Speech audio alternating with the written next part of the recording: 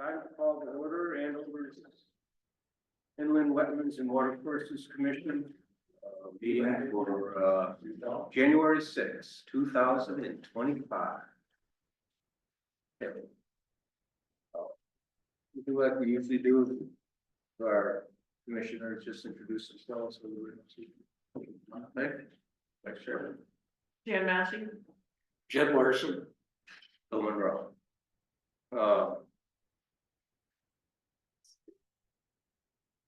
If you want to add one thing to the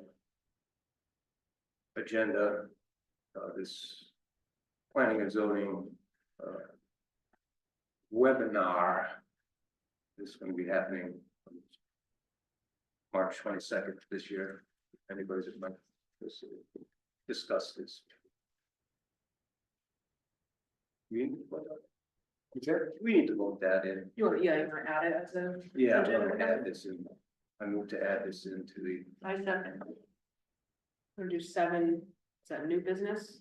Yeah. Oh, probably other. Oh, Other? Yeah. So 9. Other business. And minutes from December 2nd. I didn't see anything. Make a motion to approve the minutes from December 2nd. Second. All in favor, say aye. Aye.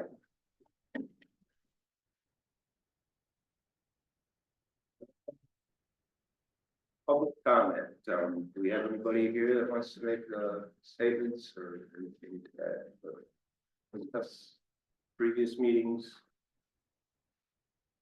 Okay. So now we're on the permit application. Iwwc 24/12 Robert and Pamela Mayer, 5 Sunset Lane. Replacement of existing 5-foot by 16-foot wood dock with a 4-foot by 16-foot aluminum and composite dock in the same location. That's us. And is there anything you wanted to just? Yeah, I mean, it's pretty straightforward. Pretty straightforward. Yeah. That is pretty straightforward, I think. I'll make a motion to approve the application IWWC 24-12. Second. 14, right? I'm sorry. Yeah, I just, it's just. Yeah, Obviously, gotta go through the steps. there's nothing really. I was gonna ask you though if you were gonna anchor the dock, if you went to those docks. I mean, right now, it's just sitting on a cinder block, so I was gonna just do the same thing, Okay, if that's permissible. yeah, just curious more than it. Yeah, I don't see any reason to anchor it, but The only reason I would think of is if we have a bad storm. I don't know if you pull it out. It's really not anchored. In a situation where there was a storm, if it was anchored, there might be more pull and more damage. If it's loose, I don't know. yeah, I mean, Yeah, if maybe that. if it's gonna be something that down, we'll probably just pull it out of the water. Yeah. That way, it's easier. If it's not anchored, we can just pick it up. Right. Yeah, It'd be easier to. Yeah. Than if it were anchored. let's hope We we said set it. try to ride out the storm. Yeah, yeah. I was always curious about that because I see the lake sometimes like pretty rough during storms sometimes. Yeah, I guess that would happen. You guys get more wind. Yeah, yeah, That's for sure. yeah. All in favor? All I Thank you. So we're good to go. Good. Yeah. I'll send you a permit and everything. Thank you. Appreciate it. Carry. Okay,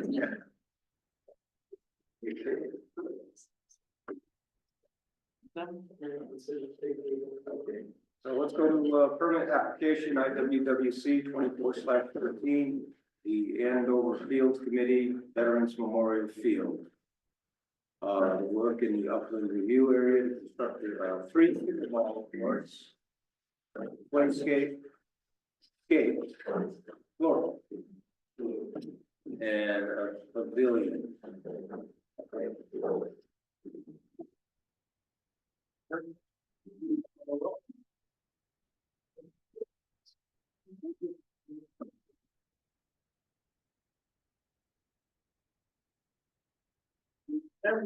Well, thank you.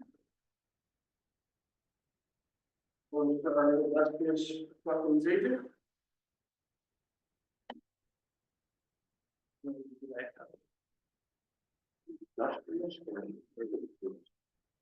It's hard work. Think illustrious, not but not industrious.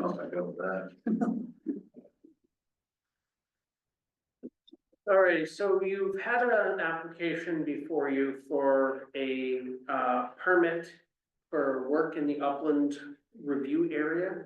Basically to accomplish a series of things. The first is to construct a 3 pickleball court.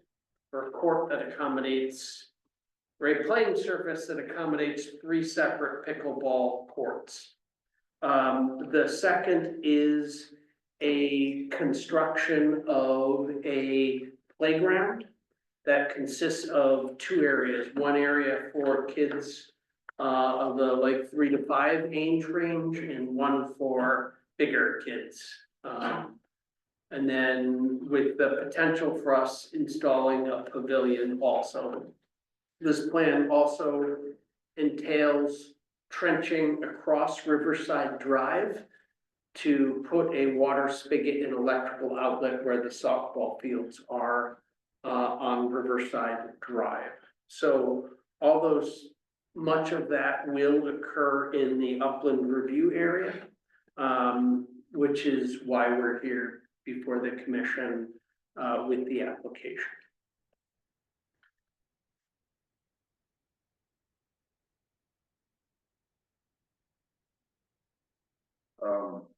When is this gonna be constructed? So that's a good question. There's state funding involved, so there are an awful lot of regulatory hurdles.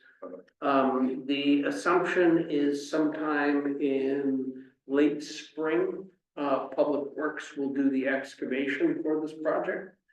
Followed by the contractors, probably pickleball courts first, then playground, then fencing.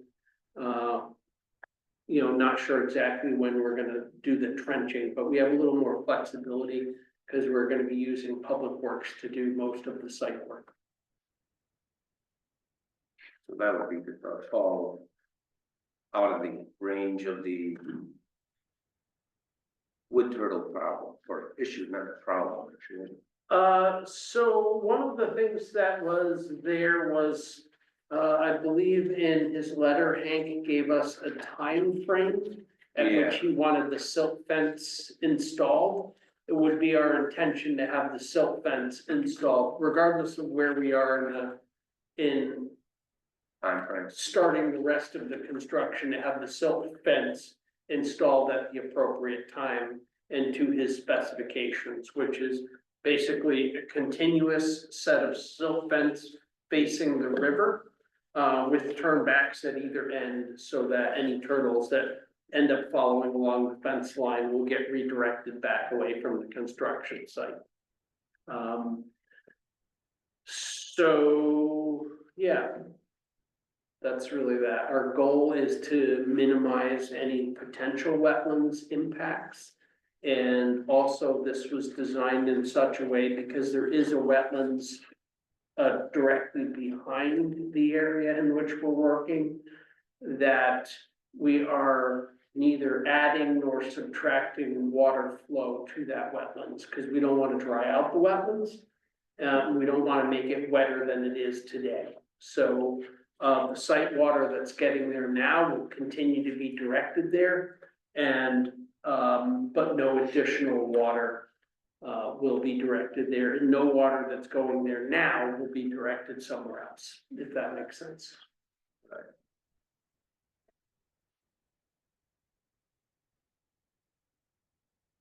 I guess with a floodplain, you really can't add or take away, try to keep it moving. Well, you can take away material from the floodplain, but you can't add more fill than exists in the floodplain now. So if you look at the topography of the map, you'll see from the original, and it's the version that's online is easier to see.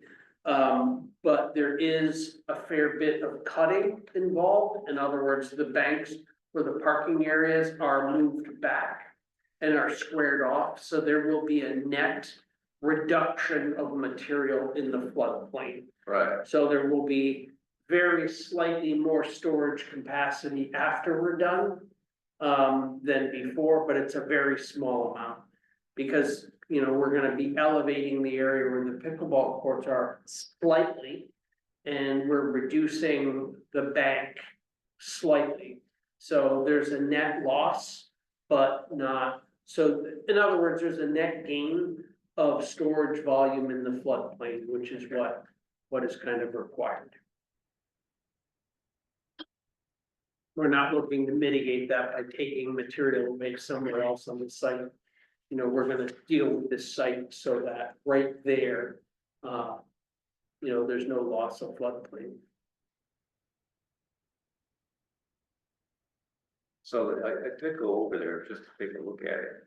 It does drop pretty deep down and then goes, then you got that berm right along the river. Correct. Is that a Correct. dropping spot? Is that the wetland you're talking about? Yeah, so if you start on Riverside Drive, you roll, you can see what is used for parking now, even though it's not really established as a parking area. Then you roll into a flat area, which was where they excavated gravel in the past. And then behind that, there's a berm that was put there as part of the original dike in the 1930s, when the dam, there used to be an old dam back there on town property that's still visible from town property that was breached in.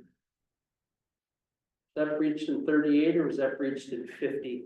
There used to be a water retention area 50. past there. 55. And then that also fed where Public Works is now, used to be a water powered mill. So that dam fed through a series of channels and powered the old mill there and then dropped back into the river. But that's been breached for many years and the town has no intention of building the dam back. So that retaining, but what that retaining wall does is it prevents except under extreme conditions for the water flowing over the retaining wall and getting into the area where the pickleball courts are. So that area where the pickleball courts are can flood and does flood on occasion, not every year, but certainly every 2 or 3 years.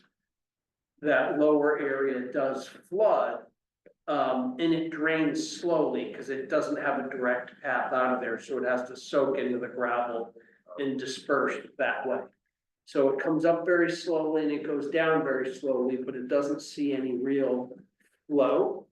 It might under a real 100-year storm, you know, or 500-year storm event, but not that, you know, any of us have ever seen really in our lifetimes there. If that makes sense. But yeah, the area directly behind that gravel area you see, it quickly turns to wetlands there. And that was, you know, what's on the map is accurate because those wetlands were flagged. And that's staying there. Yes, correct. It's shown, yeah, it's right kind of where the brush line is, right behind the construction area of the project. So if you see where the pickleball courts are, Yeah. and then you see the thick dash lines is, it's kind of in the woods, like when you're looking in the brush area that's not cleared. Yep. That's where the wetlands is, it's kind of from the back of the cleared area to the berm. Segment. Right. Would it be possible to get the wetlands in the upland review area put on the drawing? So the wetlands is on the drawing. Yeah, I was gonna The say wetlands that's is there. on there. I'm not sure what you're Yeah. asking for. Yeah, this is the wetlands that is in the Okay. project area. I couldn't tell. Yeah, the wetlands are on the mapping. and they were flagged by Okay. But isn't the reason we're here because the work is in the upland review area? correct. So why wouldn't we show the upland review area on the map? Well, because we're stipulating that the entire project is within the upland review area. We're not claiming just a portion of it, it's the whole thing. I got it, I just.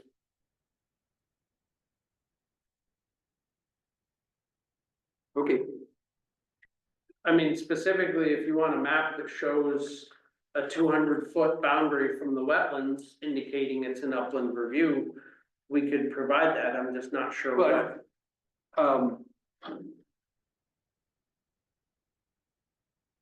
It just wasn't intuitively obvious looking at the drawing work.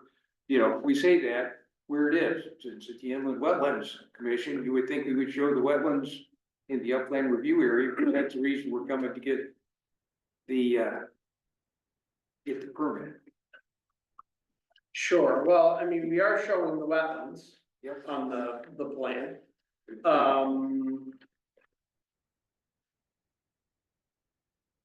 Yeah, I mean, the full plan is online in the wetlands file. So you should have access to that.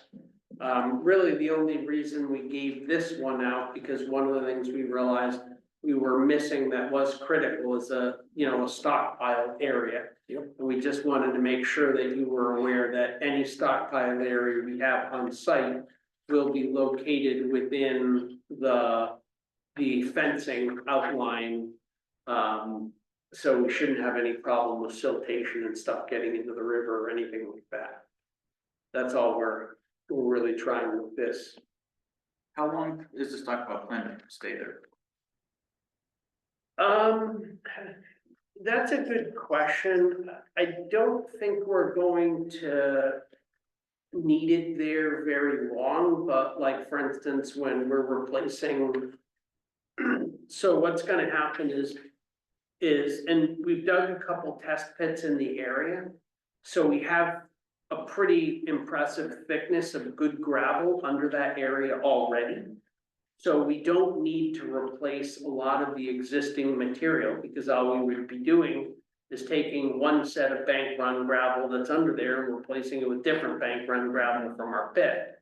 So really, we're probably just gonna take the existing organic surface material off of there.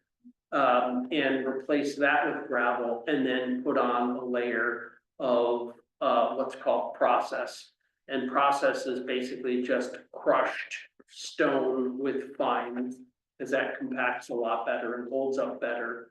Kind of under wet conditions, and then pave on top of that. Okay. So we actually, the stockpile, generally speaking, is just for the material we're gonna be removing from there. And taking off site.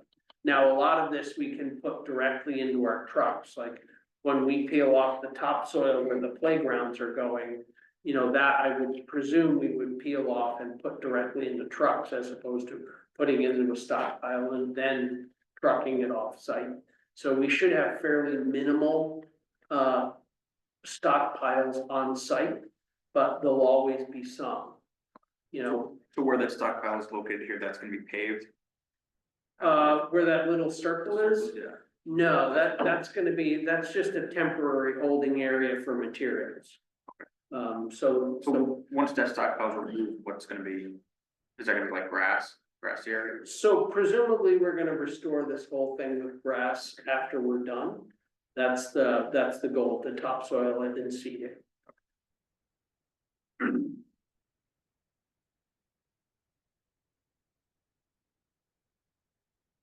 So the parking is gonna be just along Riverside Drive. Correct, that's the only. And it's areas that there's parking now.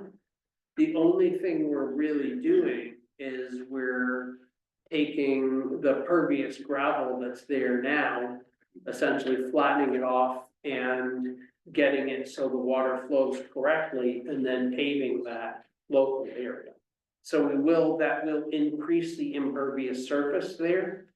But that runoff will be directed, if you see on the side of at the top of the drawing, you'll see a little leak off pad. The majority of that water is designed to run straight to the leak off pad, and then behind the leak off pad will be a swale or a level spreader that's just designed to slow down the infiltration rate and capture the sediment coming off of it, but that water will all be directed back into the wetlands where it's going now. It just, the goal here is to put the same amount of water back and just use the linear spreader to treat. So you're not pushing a lot of sediment into that. Why did we choose to pave the parking instead of leave it the pervious gravel that's there now?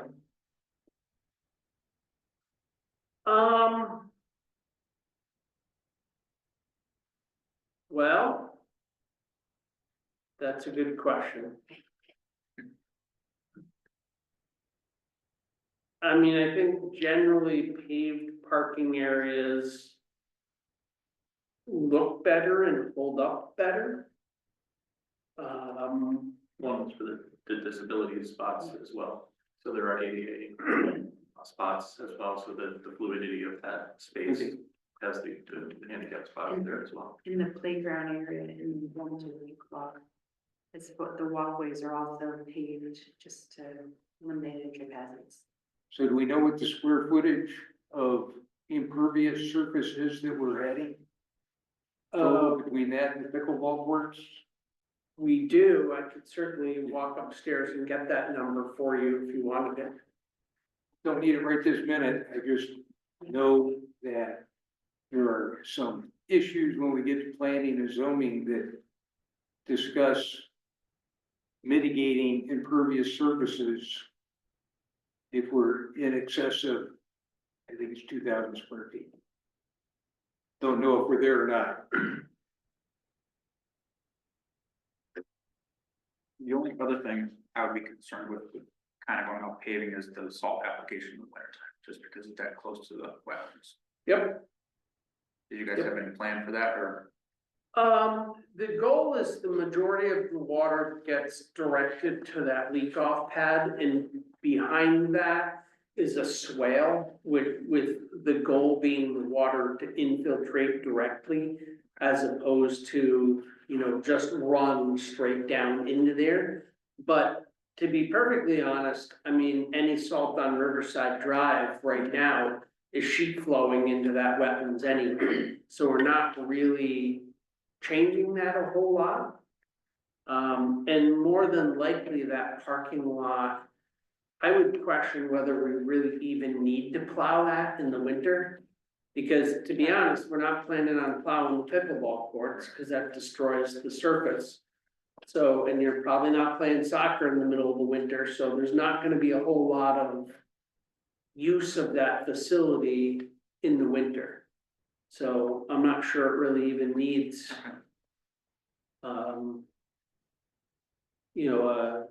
any kind of significant salt application. I'm okay with that. Is there any other parking besides, is this like gonna be like 20 spots? Correct. So, I mean, I know there's some, yeah, if you think about that site all total, there are essentially like 3 main parking areas. There's this one, which is gonna end up more formalized when we're done. There is all the area along Riverside Drive, like if you watch soccer games, you see everybody parks on the grass right down there directly. And then there's the major other parking area that's accessed off of Long Hill.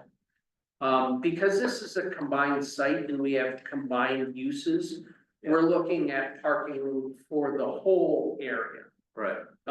We do currently, like if you watch when Vale East was using the facility between changeovers of soccer games, they were utilizing pretty much every single space in that entire facility, including all of this.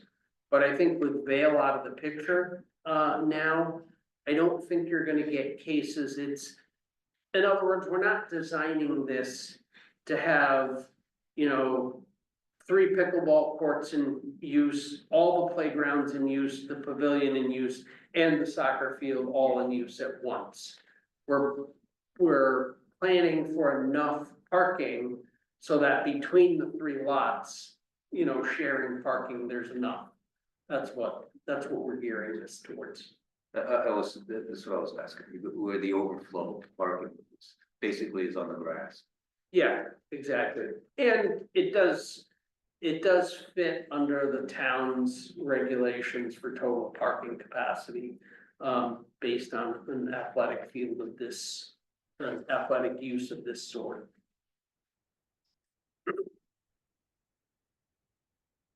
I didn't see anything in the plan that talked about a meeting between the people that were gonna do the work and maybe the wetlands agent and the zoning agent before it started.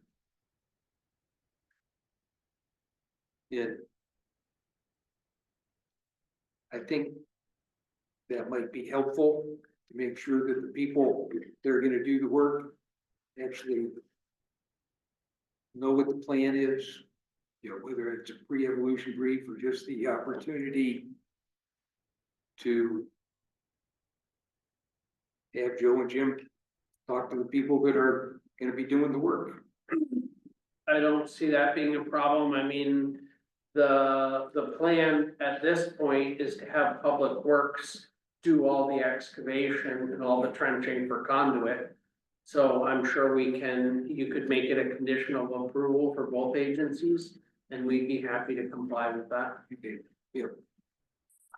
It's just we've seen in the past, we've had really nice plans that the people that are out doing work don't have any clue that the plans exist and they're out doing their own thing.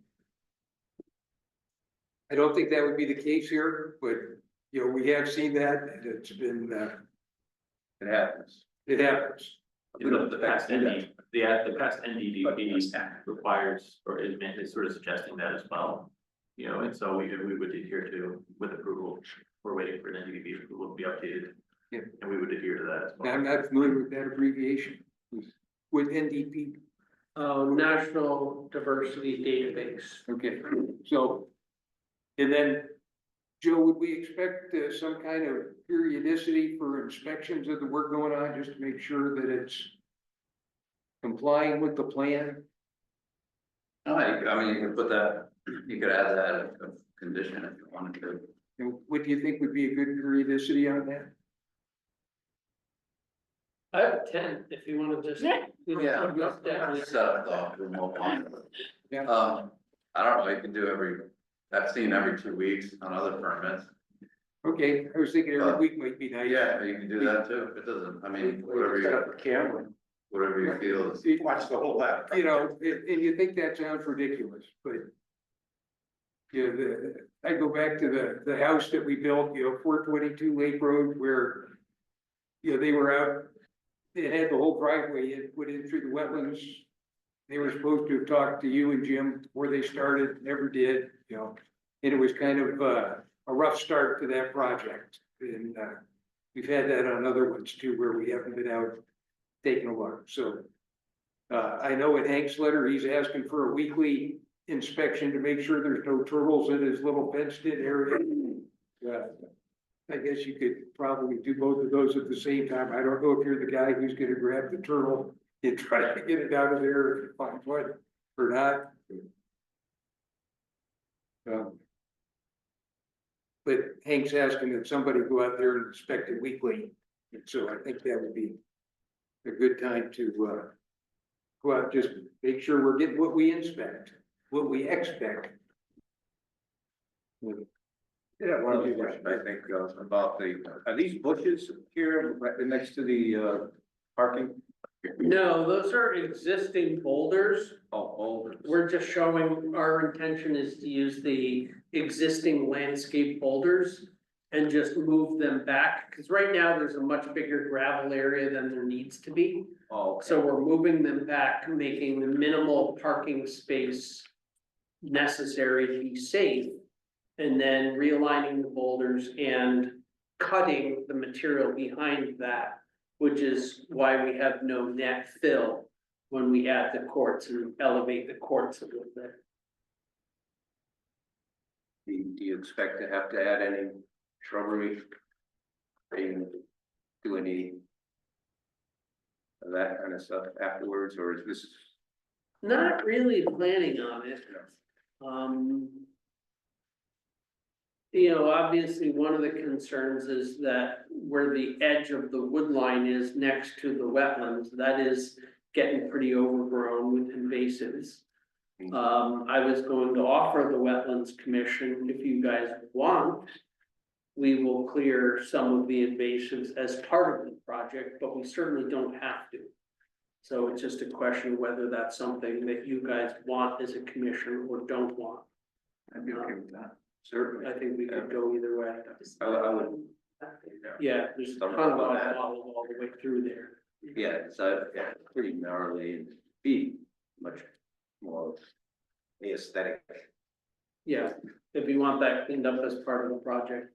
Yeah. You know, the town wouldn't have an issue with that, just make that a condition and we'll put it right in our workflow.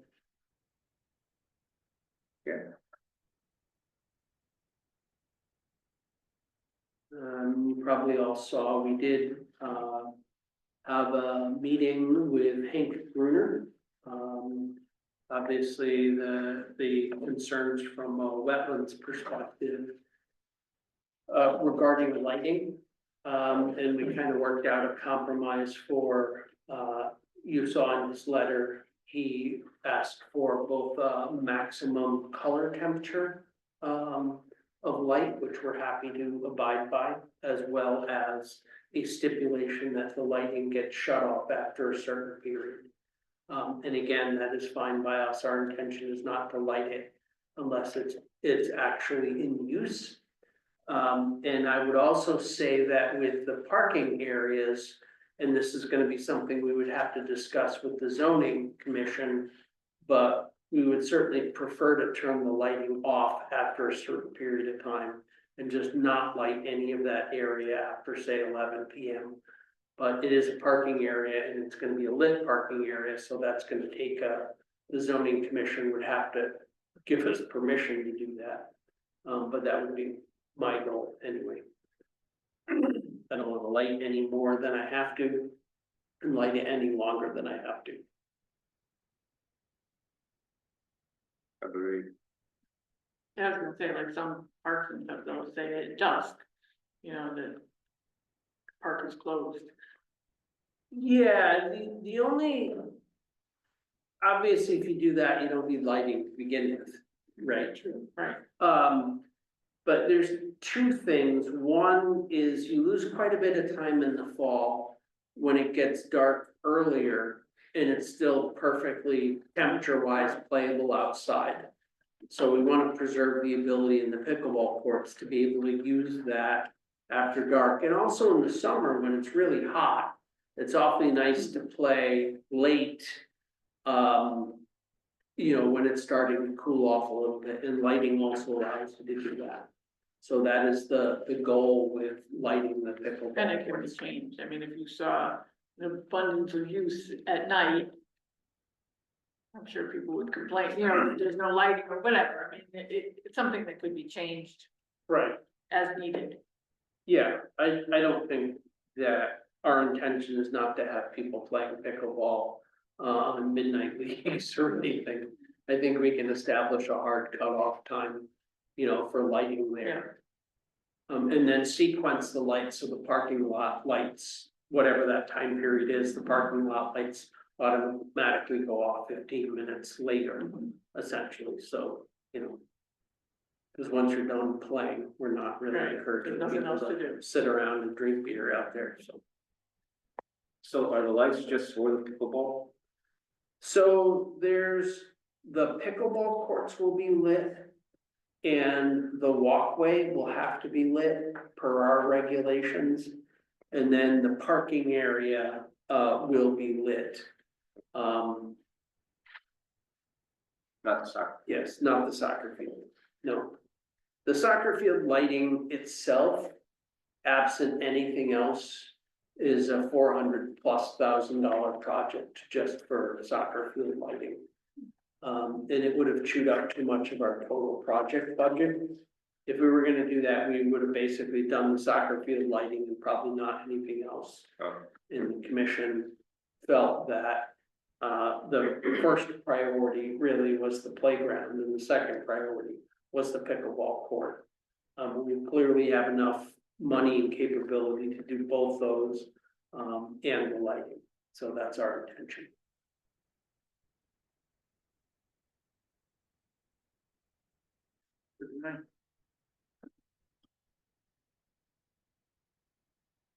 Is there anything you want to add into the process? You covered it. Any other question? No, I don't think so. We're still mulling over, the paving of the parking spots as opposed to the gravel like we have on the different accesses to the rail trail and that. I don't know, certainly if you're gonna plow it, having a paved surface is good. If you're not gonna plow it, I'm not sure. But I'll get another chance to think about that going forward. Well, the issue is that if you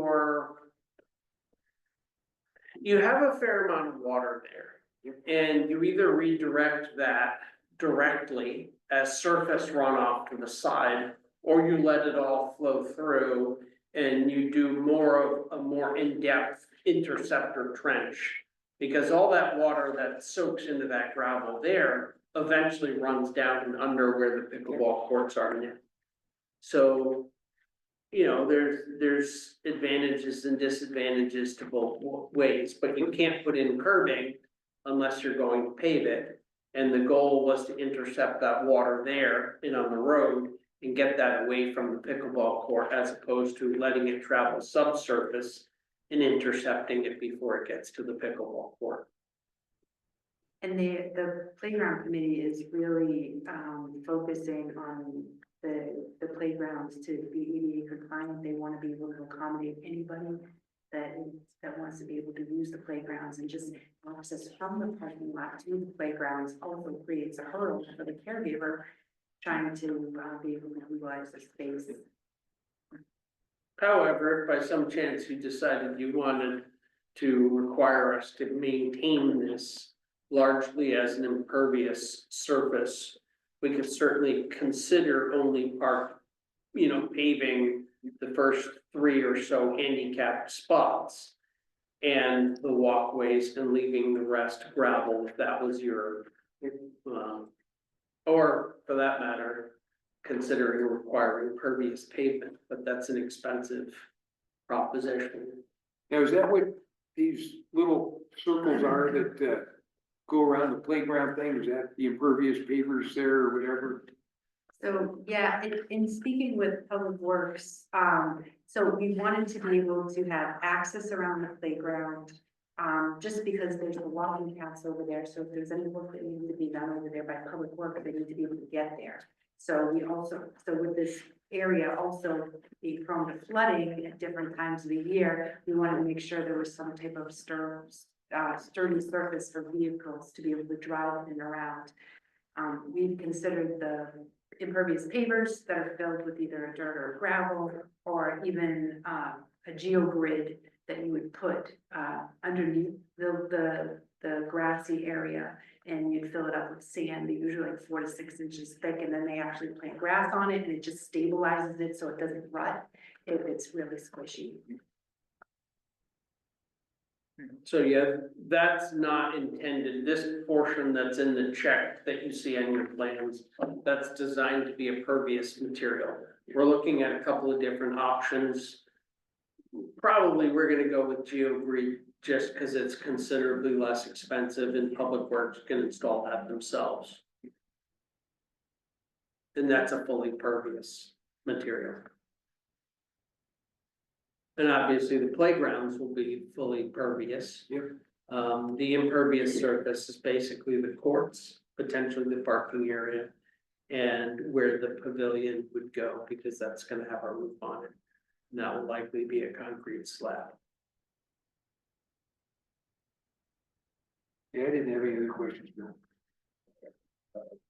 help me out here with the conditions that we want to, that are, or a condition, I think there was one for sure. The weekly meeting. Meeting prior to the 48 hours prior to the start of the work, 24 hours before, 48 hours. 24 would probably be good, but that's harder to schedule. Give a little bigger windows. And then weekly inspections, And who are you who do you want to specify at that meeting? The contractor? like, yeah, the guys who are actually doing the work, Okay, which, you know, might be public works for a lot of it. oh, sure. I'm interested in having Jim and Joe there. I would imagine you would probably be there too. So inland wetlands agent and CEO and Hank probably? That sounds good, yep. Okay. Yeah. And look at it as kind of a pre-evolution brief. Somebody goes through and briefs what we're gonna do. And hopefully that matches up with what the plan is. And then when we go out and see it, we don't see something totally different.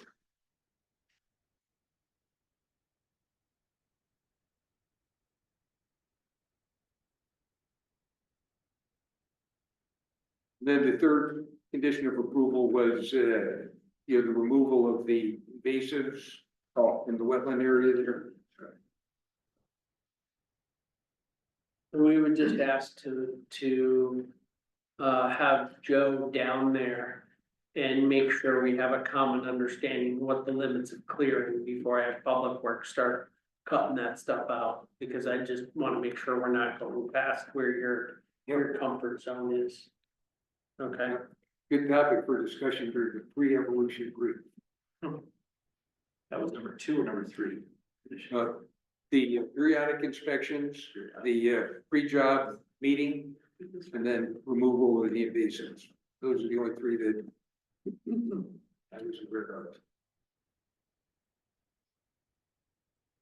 So, meeting 48 hours in advance, zoning and wetlands with contractors and herpetologists. And public works.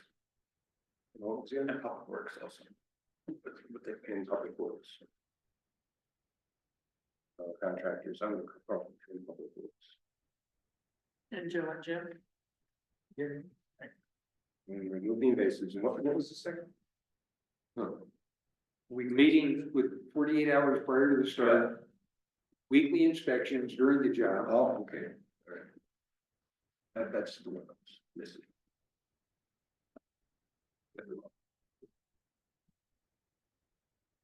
Okay. All right. all of those conditions are perfectly acceptable to the town, so.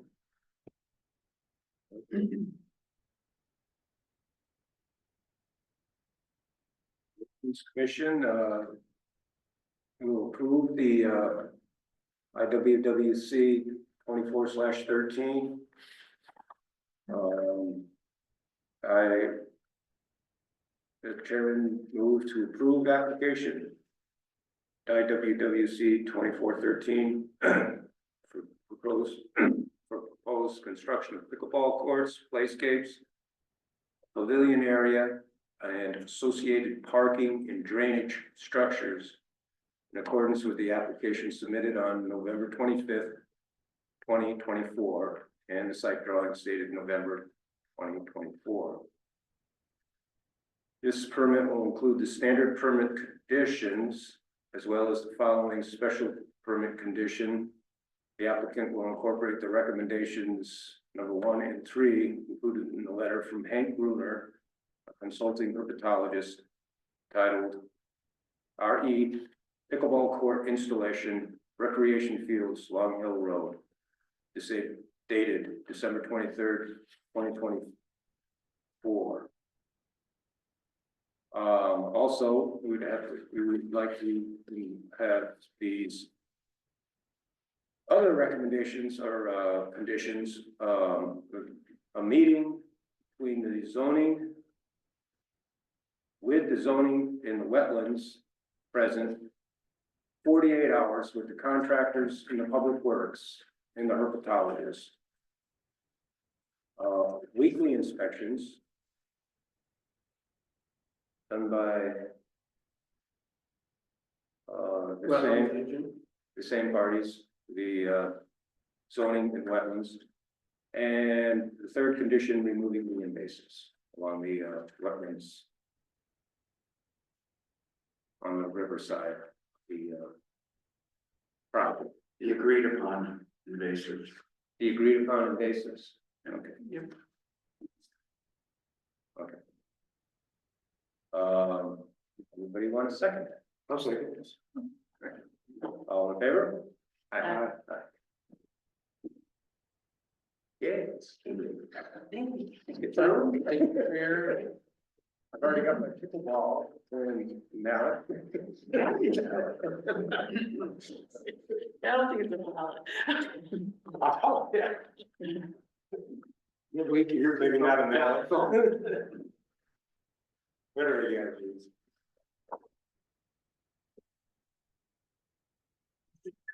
One quick question unrelated to this, but have you guys submitted a budget yet to the town?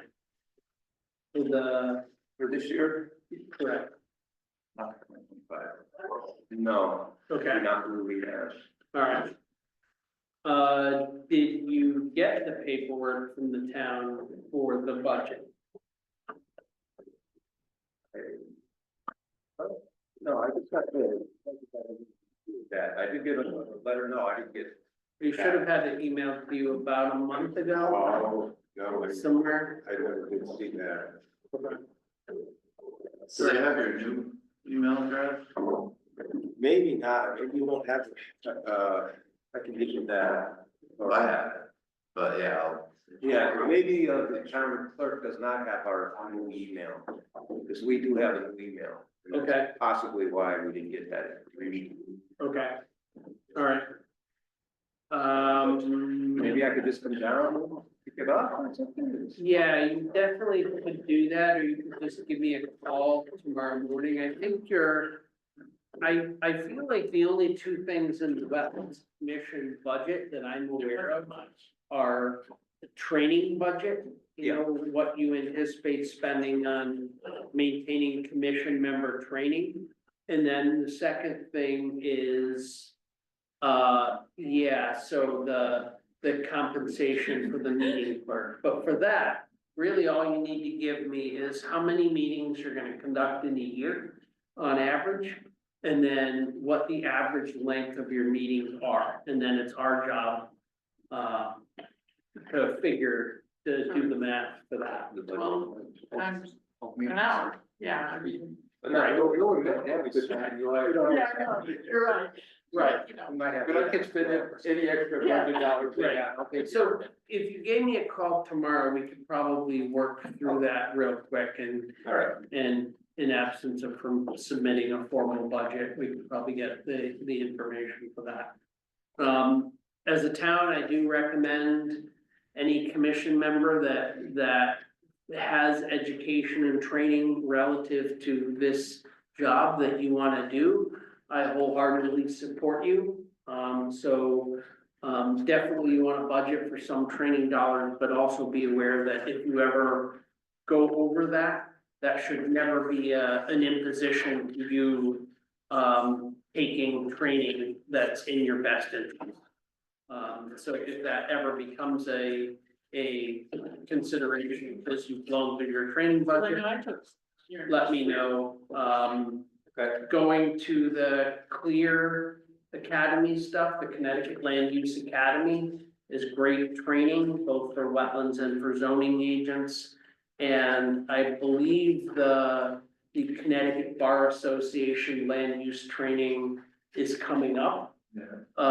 That's also a great one for, for both wetlands and zoning commission. So I would encourage you to attend that if you can.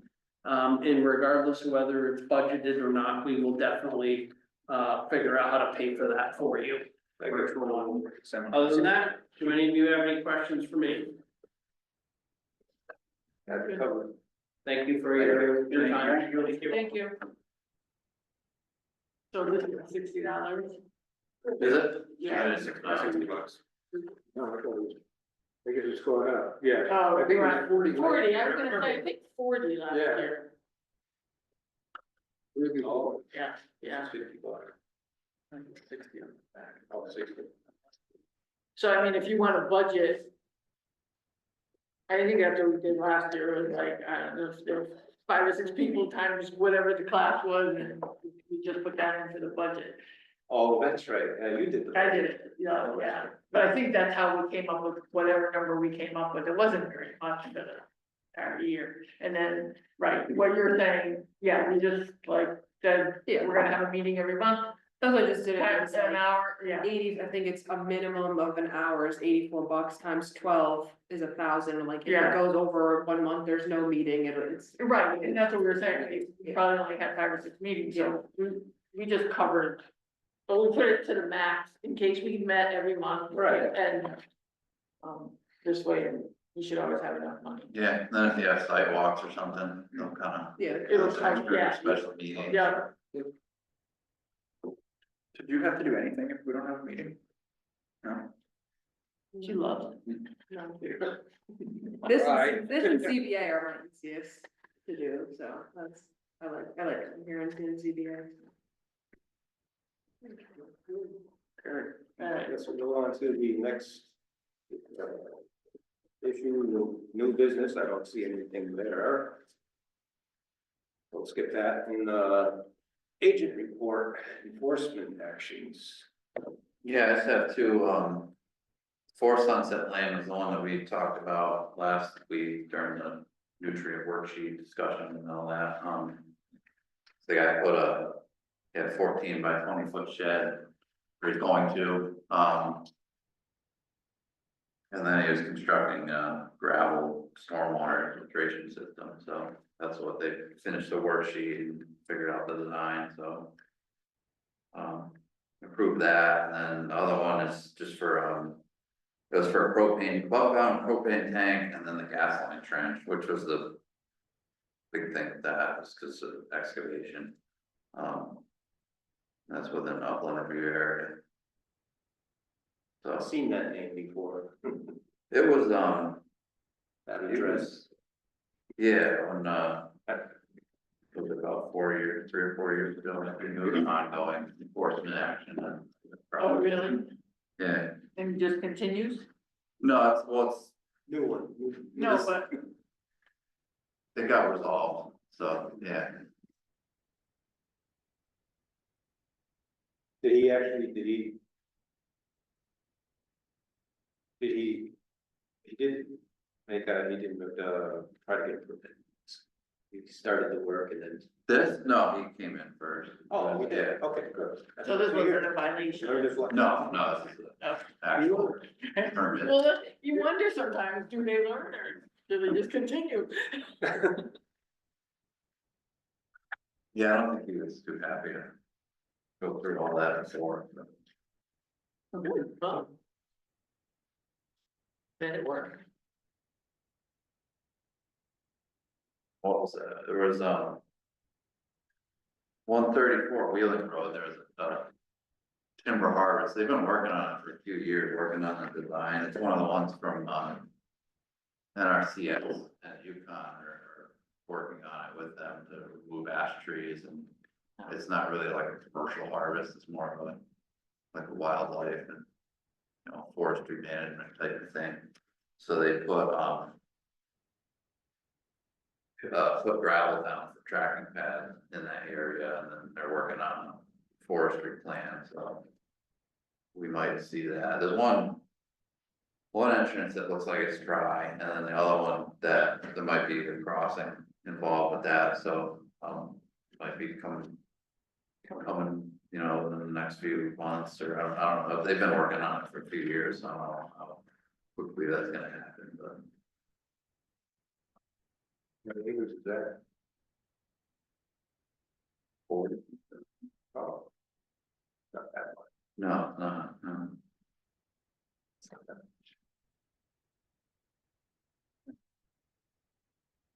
Is it a privately owned? Yeah, And he's like clearing it to build, no, it's, Just- just the timber harvest? Yeah, cause they're kinda, there's a program that UConn and NRCS does where they come in, they design like a management plan and they help with I think they help with funding and stuff too. So they kind of like run the project. There was another one of the guys on the Conservation Commission had done on his property. And then they had an informational session, they were trying to get other people too, I don't know, if that's how he got involved. Cause they do like an invasive clearing program, and they kind of try to like restore the forest. Great. It's a nice area over there. Yeah, I think that borders some town land too. Is that some of the land that they were gonna build a highway on? Or they were gonna build the other highway? Yeah, it may have been, I'm not sure. 384. Extend it all the way to.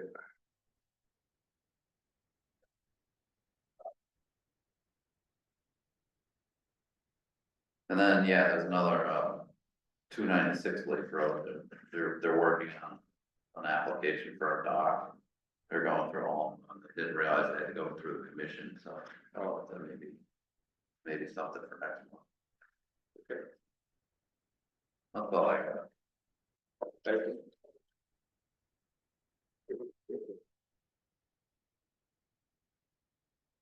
Okay, the next, other business, everybody, is that, you want it? What's the title of it? Just like zoning trade, I was gonna just add it, so, CBA, Education and Training, Planning and Zoning.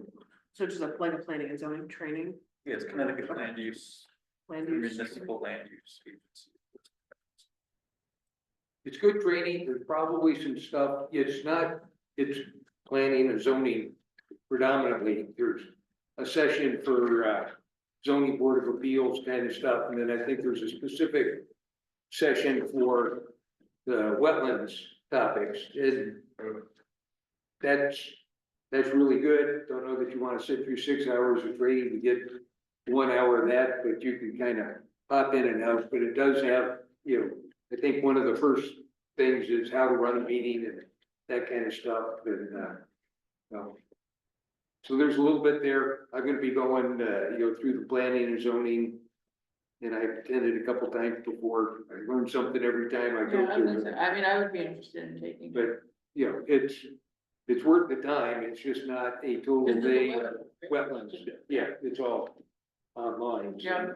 you can kind of hop in and out as you choose. Well, right, but I mean, for me, this has all been new to me, it's interesting, and, like you said, you learn at least one thing every Yeah. time, so. And then the very last session is all about, funny rules, where guys are trying to put up signs, and is it artwork, is it signs, and all this kind of stuff, just some of the, funny court cases that we find ourselves involved in throughout the year. Yeah, I'd be interested in that. So how would we go about that if we wanted, do we have to sign up individually, or? I think you could do it either way, cause I was talking to Eric about it, like if you wanted them to pay for Yeah. it first, or you could pay for it and then have them. And then submit it. Yeah, So on planning and zoning, Jim is signing us all up, we just let Jim know we're going, and he's been taking care of that, There might be like a group sales or something with it. But too. yeah, the other thing you get is you get probably an inch and a half thick notebook of all the stuff, and so you get, paper copies of, way more detail than what they cover on the inland wetlands, in addition to all the other stuff, so just, getting that handbook is. So if you wanted to sign, if you and I, if you want to sign us all up. Yeah, sign me up. Where you're already going. He's making that, copies of the application. Oh, okay.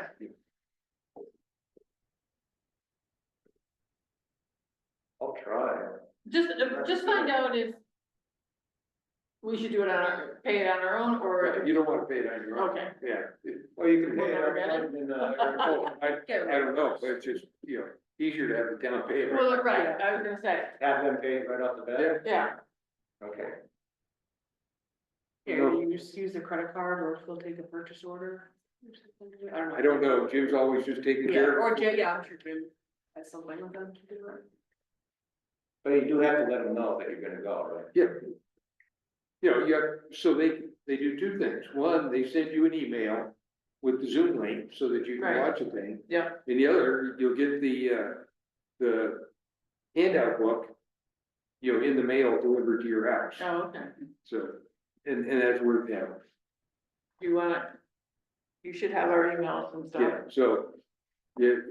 as long- I would call Jim and say, Jim, you're signing up 4 or 5 people here, we need these 3 people added in, and Yeah, let Joe Jim can- handle it. Yeah, Joe can. Yeah. Coordinate right. that with them, you know, they said. Let them do it. Yeah, Okay. So he really doesn't have to make all those applications. No, I mean, Although, I think each one. I'm not sure. okay, can we just ask, can we just say to Jim ask us 3 on? Yeah, or me or whatever, All yeah. right, well, do you wanna do it? I don't know. Okay, I mean, if he's already doing it, I don't know. Do you wanna talk, you're, Yeah. So what, how many, 1, 2, 3, and then you're going You to? wanna- yeah. he's already going. I just don't know if I can get on, I don't know how to get on to this thing. You need to learn how to do Yeah. Zoom, come on. Oh, I know how to do Zoom. Well, that's not. Okay. That's all you need. Yeah, okay. It's not like anybody's gonna call on you. Right. It's not like anybody's even gonna be able to see you because that takes up too much. Yeah. I'm all set, yeah. So do you want us to fill this out and give it to you right now? I don't know if you. Did That's you okay. have? Not much, yeah, it's not much in there that it takes. You Yeah. gotta have your address and your email, so. And that's it, can I borrow your pen? Yeah, if you want to, that'd probably be easier. I don't know. We just give it to you and then Yeah. sign us up. I don't have my glasses, so I'm gonna do the best I can. Oh, you're doing great, Everyone good? much better than I did read it. Oh, so how about this one? It says, no, I can't attend the seminar, but would like to purchase a copy of the seminar materials. That would be much better for me. I'd rather just read it. All right. They don't do it in person at all anymore. No, Zoom is- it worked out. It just worked out too good doing it on Zoom. You know, you're sitting there with the front row seat, so to speak, and then, you know, if you want. As long as your computer's not buffering, if you want. Yeah. That's the only problem with Zoom meetings.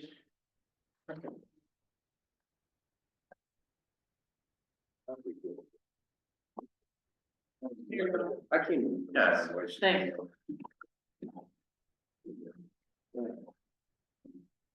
So if I'm gonna just get this delivered, I don't even really need to give them an email. Yeah, right on. I'd like to purchase one copy. Now, the copy, It's just the, is it a little book? yeah, Oh, I didn't check that box. Check that. thing.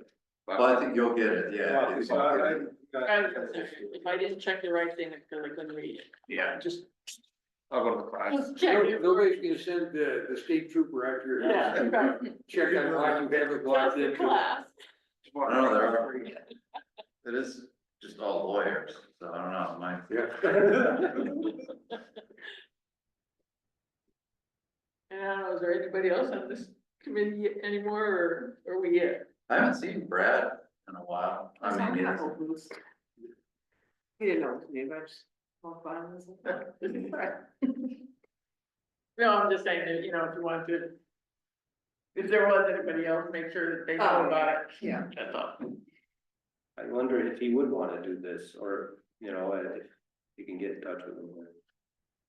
Even if. he This is does- in March, right? Yeah, Even March if he does just 22nd. like what I'm doing, not actually do the webinar, but Yeah. just get the information.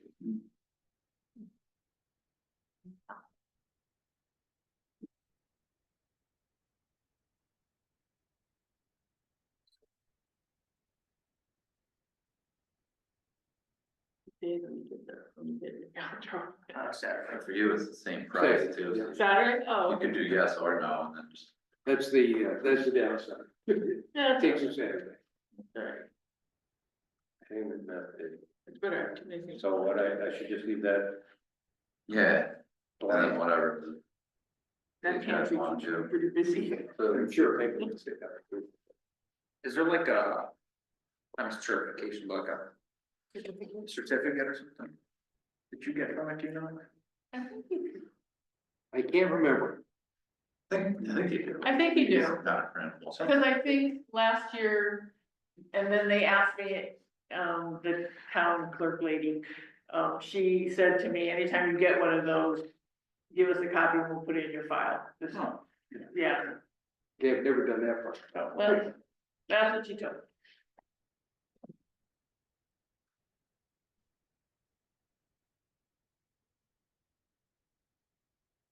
I have a question about Scott's Tree Farm. All the trees, I remember that was an issue that came, that you kind of, they were like in the pond, an issue a couple years ago. Wasn't he supposed to pull all those trees out? We decided not to. Yeah, he was. Cause we went back, he decided, we decided to clear, the brush, like that you could get and leave the big trees there, just because I was, like, you would need a crane. Yeah. To get it. It's just, because right, it's much more visible right now, and when you buy it, yeah, the dam. yeah, I was gonna say, in the summer, you don't even notice it, Yeah. and I noticed it the other day too. You could drag them up the hill, too, but it was just like the size of the tree, yeah, bring in and everything. So it's kind of like, It's a big fence kind of thing, because you could get one of those picker things that. yeah. You know, And then the woody debris isn't really necessarily bad for, because it's cover and it provides the areas for habitat and eggs and, you know. no, I get it. So It just it's looks- not like, yeah, it's an eyesore. Yeah, Like functionally, it's not, you know, not the worst thing you can put in there. right, And then the big thing I was worried about was the removal of it. Would just cause, you know, More a disturbance. lot more. yeah. Especially if it's been in there for years. And how many turtles do we have that were, if we talk about ridiculous, oh, like, if there's that many turtles? Not that many left. Is that what it's the issue? Well, the ones that Hank was talking about, like in the letter. Yeah. That's an endangered species. What what spotted turtle? I'm not a turtle expert. Yeah, I was just I know curious. Hank's got us covered. Yeah, I was just very worried about the Yeah. turtles. Some of the things that act as the conditions, like some of the stuff that you should be careful in the wetlands, because we regulate. Land use and not specific like animal protection. right. That's why I like the condition to, And he does do have, that. he's very knowledgeable. yeah, you just have to, like, when you're issuing permits, deliberating, you have to just kind of keep in mind that you're not. Like his protections of wood I mean, I turtle, think that was one of the things as that I had no idea of when I came to this thing, understanding that. There were turtles, or, you know, whatever, I mean, like, I never thought that that was part of it. And it Yeah. is a big part, yeah, but you can't like specifically like that exclusionary fence, since it's outside wetlands and it just targets that one species, you can't really enforce that through the Oh, okay. Wetlands Act. Like if it was filling the wetlands, that was a wood turtle habitat, that would be totally enforceable. yeah, Through it, but the like exclusionary for like one particular plant or animal species, it doesn't really. It's hard to. Safe to kind of like keep it separate.